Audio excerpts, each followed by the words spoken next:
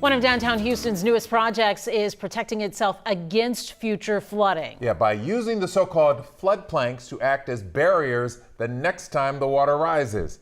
Jason Miles has a closer look. This is the recently completed Lyric Market that sits below a brand new parking garage. It will soon be home to a brand new food hall, but flood protection is what's currently on the menu here.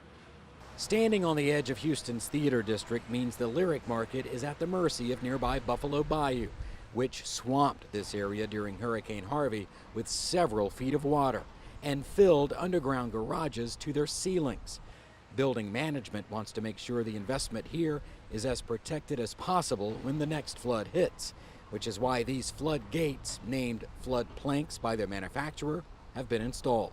It's a stackable aluminum plank. These are photos posted by the manufacturer, PS Flood Barriers, showing how the flood planks work against rising water. When performing correctly, a gasket seal at the bottom keeps water from infiltrating an area. In the Lyric Market's case, they're inside and outside numerous entrances and can be easily installed by the building's staff whenever needed. There's jams already mounted on some of the buildings. Some of it they have to put them up because they're inside against the glass. These flood planks are about 3 feet high. They can be larger depending on the depth of potential flood water. But the folks here are likely hopeful these flood barriers remain in storage.